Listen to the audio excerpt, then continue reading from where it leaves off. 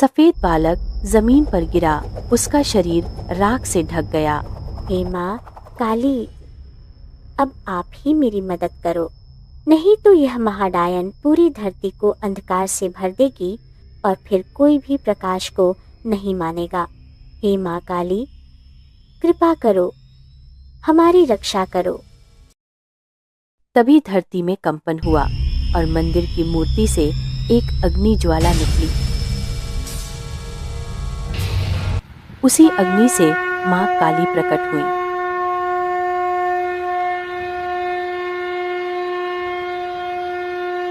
रुद्रगिरी उत्तर भारत के पहाड़ों में बसा एक छोटा सा गांव। सुबह की धुंध उसके मंदिरों और घरों को ऐसे ढक लेती जैसे समय खुद यहाँ रुक गया हो।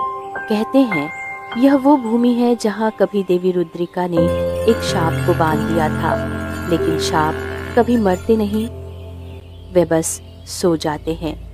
और आज वो जागने वाला था। मीरा, देखो वो बादल, जैसे किसी ने आग की राख आसमान में फैला दी हो। पक्षी भी उड़ना छोड़ चुके हैं और यह सन्नाटा कुछ कह रहा है। दादी कहती थी, जब हवाएं रुक जाएं, तो समझो कोई आत्मा लौट आई है।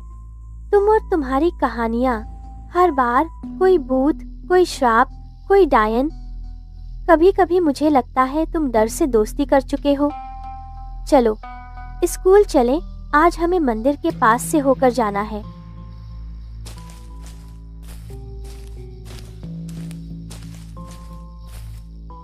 दोनों बच्चे मंदिर की पगडंडी पर खड़े होकर हाथ जोड़कर और आंखें बंद करके प्रार्थना करने लगे।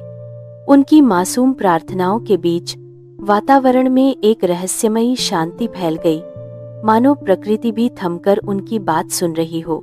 आरव प्रार्थना करते हुए कहता है, हे काली माँ, आज का दिन अजीब प्रतीत हो रहा है। ऐसा लगता है जैसे कोई अनहोनी होने वाली है। दादी माँ ने अपनी कहानी में इस गांव के श्राप के बारे में जो बताया था, बिल्कुल वैसा ही महसूस हो रहा है।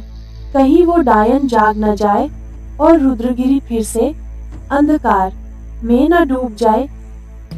तभी मंदिर के शिखर से अचानक एक चमकीला पंख नीचे आ गिरा। पंख से निकली तेज रोशनी अचानक उनके चेहरों पर पड़ी और उसी चमक से आरव और मीरा की आंखें फट से खुल गईं। आरव और मीरा उस चमकीले पंख को देखकर एकदम चकित रह गए। कुछ पल तक वे बस उसे देखते रहे, फिर धीरे धीरे एक दूसरे की तरफ देखने लगे। आरव, देखो ना, ये कितना चमक रहा है, जैसे चांद की रोशनी इसमें समा गई हो। मुझे नहीं पता ये क्या है, लेकिन लगता है इसे हमें अपने साथ ले जाना चाहिए। मीरा कहते हैं, हर सुनहरी चीज के पीछे कोई अनसुना, अनदेखा रहस्य छुपा होता है। और आज का अचानक बिगड़ता मौसम, हवा में फैली अजीब सी सनसनाहट और इस जादुई पंख का ठीक हमारे सामने गिरना, यह सब किसी अदृश्य संकेत जैसा लग रहा है। दादी की कहानियों में भी ऐसे ही इशारे आते थे, जहाँ कुछ बड़ा होने से पहले प्रकृति खुद चेतावनी देती थी। फिर भी इस पंख में कोई भय नहीं है। यह हमें माँ शक्तिकाली के मंदिर में मिला है, जहाँ बुरी शक्तियाँ कदम भी नहीं रख सकती। तो कहीं ना कहीं यह पंख किसी पवित्र, किसी अनजानी, किसी बहुत पुरानी शक्ति का संदेश लगता है। शायद वह शक्तियाँ जो हमें देख तो रही थी, पर अब पहली बार खुद को दिखा रही हैं। तुम और तुम्हारी डरावनी बातें हर चीज को जादू, भूत, डायन या किसी श्राप से जोड़ देते हो। चलो अब रात होने वाली है, घर चलते हैं। अरे अरे, ठीक है मीरा, ये जादुई पंख तुम ही संभाल लो। चलें अब, नहीं तो तुम फिर रास्ते भर मेरा मजाक उड़ाती रहोगी। मीरा उस चमकीले सुनहरे पंख को उठा लेती है और दोनों चुपचाप अपने घर की ओर चल देते हैं। चलते समय हवा में एक अजीब सी सरसराहट साथ साथ चलती महसूस होती है। रात ढल चुकी थी। रुद्रागिरी की गलियां एकदम सूनी हो चुकी थी। और पूरे गांव में एक गहरी शांति फैल चुकी थी। सभी गांव वाले अपने अपने घरों में आराम से सो चुके थे। आरव और मीरा भी एकदम गहरी नींद में सो चुके थे। तभी अचानक आरव की खिड़की पर फुर्र की आवाज आई। एक सफेद कबूतर जिसके पंखों से हल्की सी नीली रोशनी निकल रही थी। पंख की वो अजीब सी आवाज सुनते ही मीरा और आरव की नींद खुल गई। मीरा, देखो, ये वही पंख वाला कबूतर है। ये मेरे कमरे में कैसे आया? ये चमक रहा है। आरव, मुझे डर लग रहा है। इसे बाहर निकालो। डरो मत बच्चों, मैं सफेद हूँ, देवी रुद्रिका का दूत।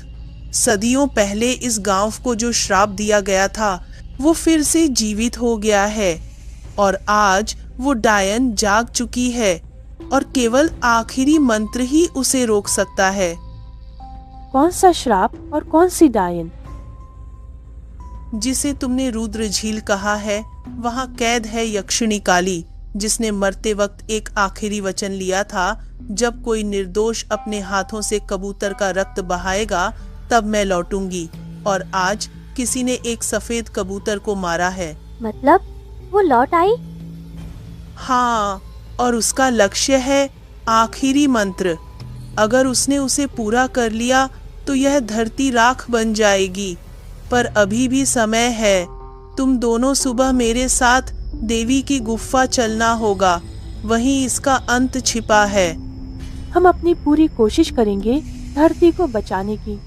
उस रात आरव की हिम्मत और मीरा का भरोसा दोनों ने मिलकर अंधेरे को चुनौती तो दे दी, लेकिन उनकी आंखों में भी डर साफ था और सफेद। यह बात अच्छी तरह जानता था कि वह डायन कितनी भयानक और शक्तिशाली है।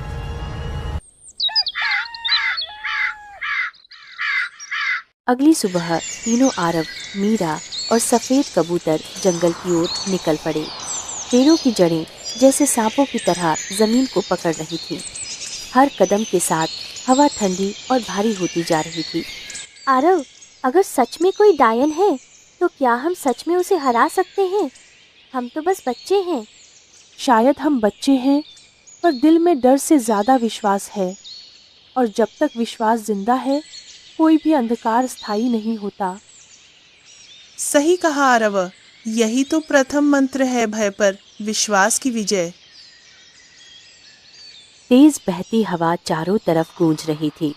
आरव, मीरा और सफेद कबूतर के अलावा आसपास कोई भी दिखाई नहीं दे रहा था। तीनों लंबे समय तक उस सुनसान जंगल में चलते रहे।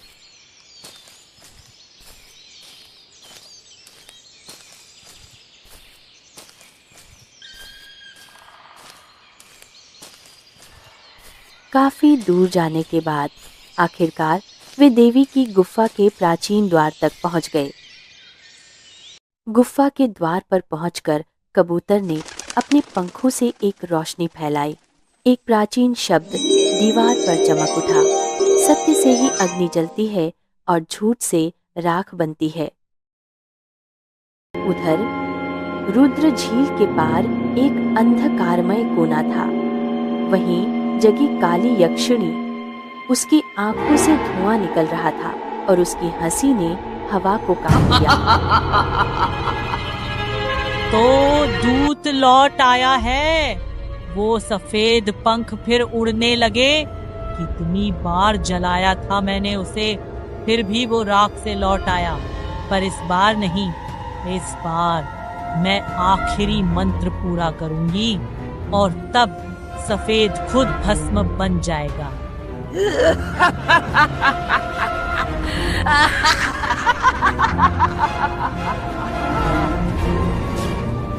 उधर गुफा के अंदर जाते ही 3 दरवाजे दिखाई पड़े। हर दरवाजे पर कुछ लिखा हुआ चमक रहा था। पहले पर विश्वास, दूसरे पर दया और तीसरे पर त्याग। मानो भीतर जाने का एकमात्र रास्ता वही हो। और तभी सफेद कबूतर धीरे से बोला, इन्हें खोलने के लिए किसी हथियार की नहीं, बल्कि एक भावना की आवश्यकता है। आरव, ये जगह मुझे अच्छा एहसास नहीं दे रही। और क्या तुम सच में सोचते हो कि 2 बच्चे एक जागी हुई यक्षिणी का सामना कर सकते हैं? अब तो मुझे डर लग रहा है कि कहीं हमसे गलती न हो जाए। मीरा, डर चिंता का दूसरा नाम है, और चिंता इस बात की होती है कि हम किसी को या खुद को खो न दें। लेकिन सुनो, डर के बावजूद कदम आगे बढ़ाना ही विश्वास है। हम एक दूसरे के साथ खड़े हैं। अगर तुम गिरोगी तो मैं पकड़ूंगा, और अगर मैं गिरा तो तुम संभाल लोगी। बस इतना काफी है इस दरवाजे को खोलने के लिए। आरव ने दिलासा देते ही जैसे ही मीरा का हाथ पकड़ा, वैसे ही विश्वास का पहला द्वार अपने आप खुल गया। अब बारी थी दूसरे द्वार की, जो दया था, और उसे खोलने के लिए मीरा ने अपने गले में बंधी माँ की दी हुई ताबीज को उतारकर अपनी हथेली में लिया और धीमे से बोली, यह ताबीज सिर्फ धातु नहीं है, ये मेरी माँ की आखिरी याद है। मैंने हमेशा सोचा था कि इसे कभी नहीं छोड़ पाऊंगी, लेकिन अगर मेरी इस प्रिय चीज से इस दुनिया में थोड़ा भी प्रकाश फैल सकता है, तो शायद यही मेरी असली दया है। ऐसा कहते ही मीरा ने अपनी माँ की निशानी वही ताबीज दया वाले द्वार के सामने रख दी, और अगले ही क्षण द्वार बिना किसी स्पर्श के अपने आप खुल गया। अब आखिरी द्वार को खोलने के लिए सफेद कबूतर आगे बढ़ा और बोला, त्याग हमें हमेशा वही दर्द देता है जिसे हम सबसे ज्यादा प्यार करते हैं। मेरे लिए मेरे पंख ही मेरा अस्तित्व है। उन्हीं से मैं उड़ता हूँ, उन्हीं से अपनी पहचान रखता हूँ। लेकिन अगर मेरे एक पंख गिराने से तुम दोनों की राह आगे बढ़ती है, तो मुझे इसका दुख नहीं होगा, क्योंकि कर्तव्य हमेशा आराम से बड़ा होता है। ऐसा कहते ही सफेद कबूतर ने अपना एक पंख गिरा दिया।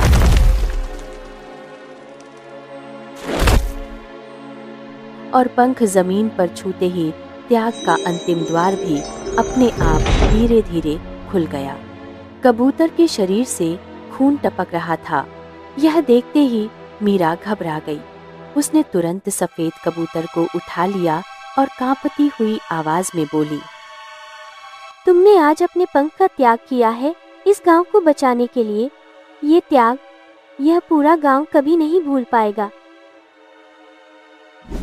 नहीं मीरा, मुझे दर्द से ज्यादा इस बात की खुशी है कि मैं और मेरे पंख किसी के काम आए। अब जल्दी चलो, हमें आखिरी मंत्र पता करना है। काली यक्षिणी कभी भी यहाँ आ सकती है। उससे पहले हमें आखिरी मंत्र का पता लगाना होगा। आरव और मीरा कबूतर को अपने साथ लिए द्वार के अंदर की ओर चले गए। गुफा के अंदर कुछ दूर चलते ही एक प्राचीन पत्थर दिखाई पड़ा, जिस पर लिखा था, जो सफेद कबूतर है वही श्राप का कारण है। मीरा यह पढ़कर चौंक जाती है और गुस्से से बोलती है, ये क्या लिखा है? सफेद ही श्राप का कारण? कबूतर, इसका मतलब क्या है? तुम हमारी मदद कर रहे थे, फिर श्राप का कारण तुम कैसे हो सकते हो? कबूतर ने दर्द भरी आवाज में उसे जवाब देते हुए कहा, मीरा, तुम्हारा सवाल सही है और इस सच से मैं भी भाग नहीं सकता।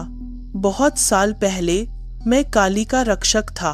उसने मेरी निष्ठा का इस्तेमाल किया।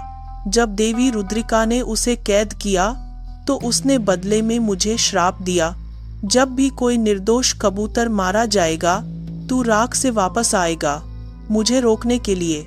इसलिए मैं हर जन्म में लौटता हूँ और हर बार मेरा अंत भी राख में ही होता है। ये सुनकर आरव की आंखें भर आईं और वह टूटती हुई आवाज में बोला, मतलब जब हम आखिरी मंत्र पूरा करेंगे तो तुम मर जाओगे? मरूंगा नहीं आरव, बस अपने मूल रूप राख में लौट जाऊंगा। सच्ची रक्षा वही होती है जहां खुद को मिटाना पड़े। यह मेरा भाग्य है और मेरी पहचान भी। तभी भयानक हंसी के साथ काली प्रकट होती है।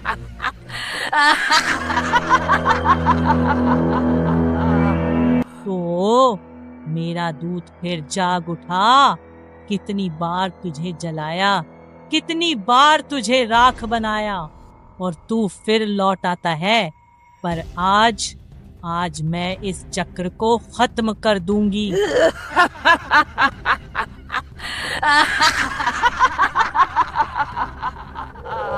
काली ने अपने हाथ हवा में उठाए और देखते ही देखते चारों तरफ घना अंधेरा फैल गया।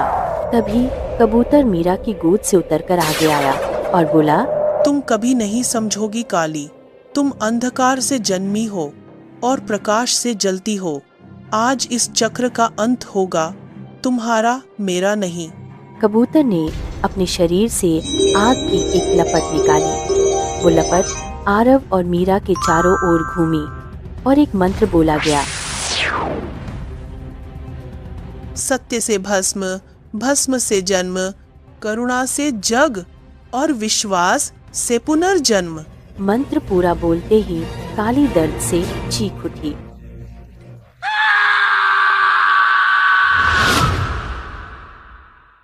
और देखते देखते सफेद कबूतर भी आसमान में गायब हो गया।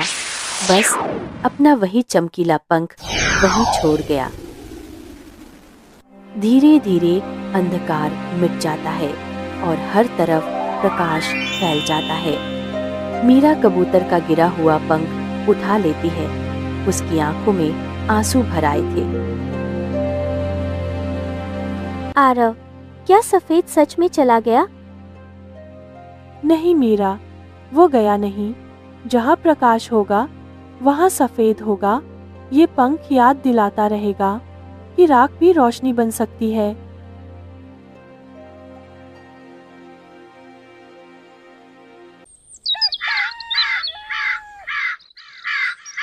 रुद्रगिरी फिर शांत था। कई साल बीत चुके थे। गांव वाले अब खुश थे मानो कुछ हुआ ही न हो। पर कोई नहीं जानता था अंधकार कभी मरता नहीं, वो बस छिप जाता है रोशनी के पीछे।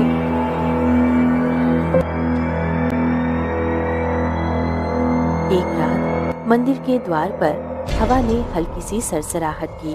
दीपक अपने आप बुझ गया और राख की एक पुरानी लकीर फिर से चमक उठी, जैसे किसी ने कहा हो, वक्त पूरा हो गया है।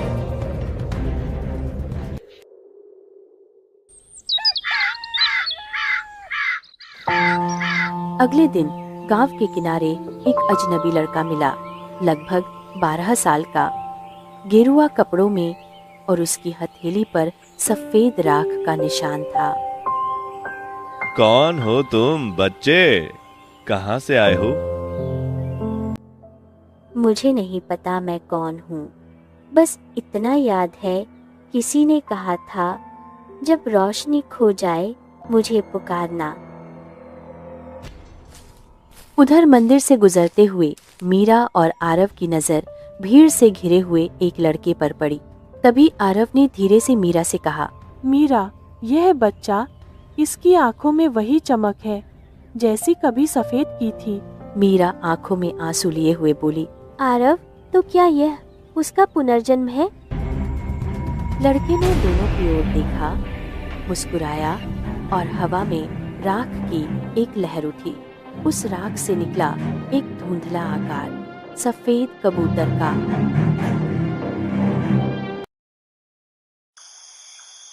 उस रात जब सब सो चुके थे, वो लड़का मंदिर के पास आया। उसने दीपक के सामने हाथ जोड़ा और उसके शब्द हवा में गूंज उठे। मैं लौट आया हूँ देवी रुद्रिका, पर इस बार मेरा जन्म रक्षा के लिए नहीं, न्याय के लिए हुआ है। अग्नि, मेरा वचन है, जो भी इस भूमि को फिर से शाप देगा, वो उसी अग्नि में भस्म होगा। अचानक मंदिर की मूर्ति से एक अग्नि ज्योति निकली और उस लड़के की हथेली में समा गई। उसका शरीर चमक उठा। अब उसकी आंखें सुनहरी हो गई थी।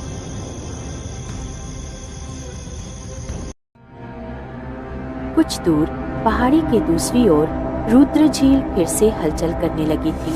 पानी में से नीला धुआं उठ रहा था और उसी धुएं से निकला एक चेहरा। काली यक्षिणी नहीं बल्कि उसकी आत्मा का अंश नील रात्रि। तो सफेद फिर जन्म ले चुका है। कितनी बार उसे राख से लौटना है। हर बार जब वो जन्म लेगा मैं उसकी राख से उठूंगी, क्योंकि जहाँ प्रकाश है वहाँ अंधकार भी है।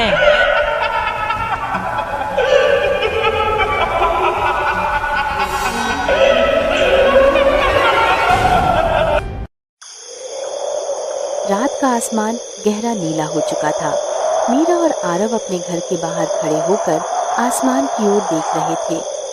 तभी आरव ने धीरे से मीरा से कहा, मीरा, यह वही संकेत है। हमें मंदिर की पवित्र अग्निशिला को फिर से जगाना होगा। सिर्फ वही उस नीले अंधकार को रोक सकती है।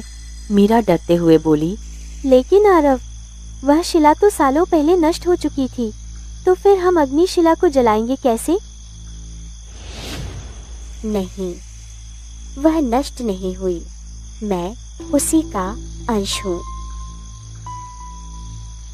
और जब मैं अग्नि के साथ एक हो जाऊंगा तब नील रात्रि का अंत होगा। मीरा घबराते हुए बोली, नहीं, तब तो तुम भी मर जाओगे। लड़का मुस्कुराते हुए बोला, मीरा, मैं मरने नहीं आया हूँ। मैं तो भस्म बनकर ही जन्मा था ताकि कोई और न जले। जब जब अंधकार बढ़ेगा तब तब उसे मिटाने के लिए प्रकाश आता रहेगा। चलो अब मंदिर की ओर चलें। डायन वहाँ पहुँच जाए उससे पहले हमें अग्निशिला को फिर से जगाना होगा। हाँ ठीक है, चलो।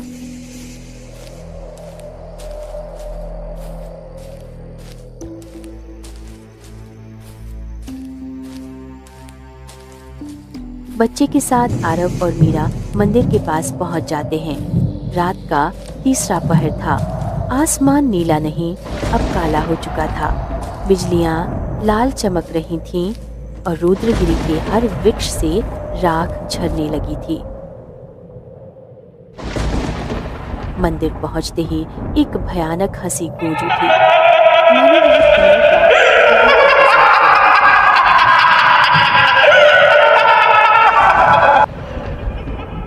मीरा डरते हुए बोली, आरव, यह हंसी कितनी भयानक है। यह तो काली यक्षिणी से भी 100 गुना डरावनी हो चुकी है। शायद हम आने में देर कर चुके हैं। शायद उस डायन ने हमारे पहुंचने से पहले ही अग्निशिला को जगा दिया है। अब उसे रोक पाना हमारे बस की बात नहीं लगती। छोटा बच्चा घबराते हुए बोला, हाँ मीरा, अब शायद देर हो चुकी है। अब उस डायन को रोकना हमारे बस में नहीं है। वह पूरे गांव को राख बना देगी। तभी सामने एक अजीब सी परछाई उभरने लगती है।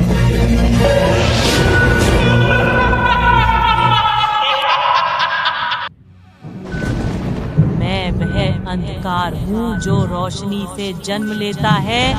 मैं वह श्राप हूँ जो प्रार्थनाओं से पलता है। सफेद कबूतर की आत्मा, तूने मुझे एक बार हराया था, पर इस बार तेरे राह में भी मैं विष भर दूंगी।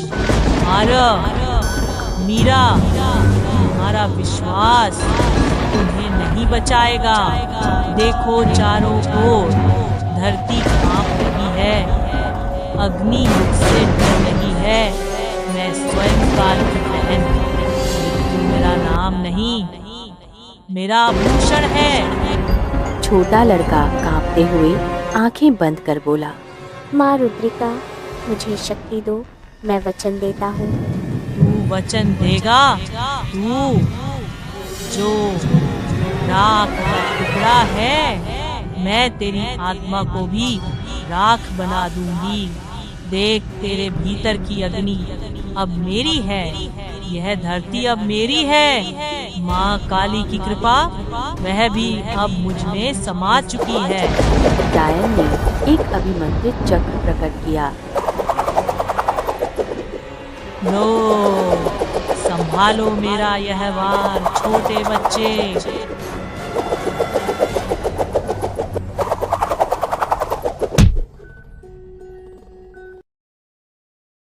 मीरा ने चिल्लाया, नहीं।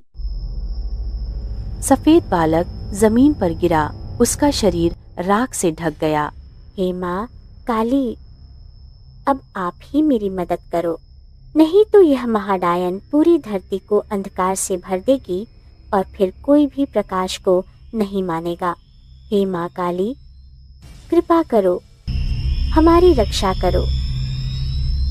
तभी धरती में कंपन हुआ और मंदिर की मूर्ति से एक अग्नि ज्वाला निकली।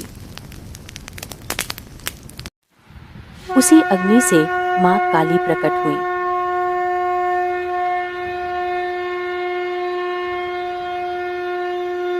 माँ काली गरजते हुए ब्रह्मांडीय स्वर में बोली, अरे अधम प्राणी, तू मेरी शक्ति को अपना कहती है? तू जो छल, भय और लालच से बनी है, तू क्या जाने भक्ति का अर्थ क्या है? तूने निर्दोषों का रक्त मांगा, परंतु भूल गई कि मातृत्व कभी बलि नहीं मांगता। मैं वही काली हूँ जो सृष्टि की गोद में अग्नि बनकर जलती है। तू मेरा नाम लेकर विनाश बोती है। आज मैं तुझे तेरे ही अंधकार में जला दूंगी। तेरी आत्मा, तेरे अस्त्र सब उसी नीले विष में भस्म होंगे जिससे तूने दूसरों को बांधा।